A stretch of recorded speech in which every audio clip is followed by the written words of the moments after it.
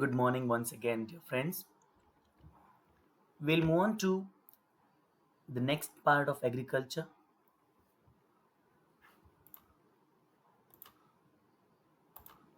Now, commercial farming was dealt in the previous video, but at the end, I did not give you the explanation. So, I'll continue with the explanation, then I'll go for a comparison between the intensive and the primitive subsistence farming. Then I'll move on to the cropping seasons. In commercial farming, obviously use of higher doses of modern inputs like HYV seeds, chemical fertilizers, insecticides, and pesticides. Degree of commercialization of agriculture changes from one region to another. For example, in Haryana and Punjab, the degree of commercialization is more because they produce more food crops for the minimum support price. Plantation is a type of commercial farming where a single crop is grown in a large area. All the produce that is used as raw material in these industries, for example, tea, coffee, rubber, sugarcane, banana, tea in Assam, North Bengal, coffee in Karnataka, are some of the plantations that are grown in these states. Now, the production, as the name says, commercial is for the mainly for market. Well-developed network of transport and communication connecting the plantation areas, processing industries, and market plays an important role. So, wherever you will see a plantation, you're going to see a well-developed network of transport, communication, and the industries nearby, right? Now, this is a comparison of primitive and intensive subsistence farming. Obviously, it's very important because of the exam point of view. Now, look at this differentiation. It is practiced on small patches of land, primitive, intensive on bigger. Primitive tools like hoe, dao, and digging sticks, and community labor or family labor. You can make this a separate point. Modern inputs like HYV seeds, chemical fertilizers, insecticides, to obtain higher productivity.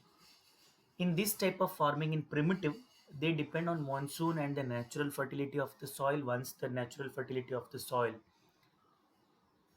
is gone, they move on to the next patch of land. In intensive, they do not do that. They have irrigation facilities like tube wells and canal irrigation. Here, the land productivity is low because they use uh, organic substances or very less chemical. No, they don't use chemical only. Land productivity is high in intensive because they are using it for commercial purposes.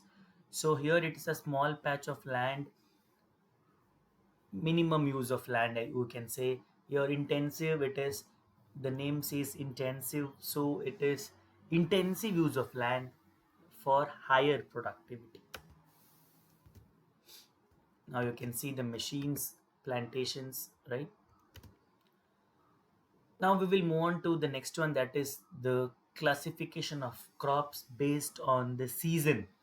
Based on the season, in India we have three, that is Kharif, monsoon crops, Zaid, summer crops, and Rabi, winter crops. This is just a picture to show you, and I'll go in detail with each one of them. First, we'll go for the Rabi crops. As you can see on your left side of the screen, you have the pictures. Rabi crops are sown in winter from October to December, harvested in summer from April to June. Important Rabi crops are wheat, barley, peas, gram, and mustard. They are grown in states from north to northwest, such as Punjab, Haryana, Himachal, Jammu and Kashmir, Uttarakhand, and Uttar Pradesh. You know why? Because of the presence of the retreating monsoon. Success of Green Revolution in Punjab, Haryana, Western UP, and parts of Rajasthan also has been an important factor in the growth of the Rabi crops. Now, what is required is the availability of precipitation during winter months due to western temperate cyclones you have studied last year. Those help the development or to the growth of the Rabi crops. The next one is obviously the Kharif crops. Kharif crops are grown with the onset of monsoon and harvested in September and October.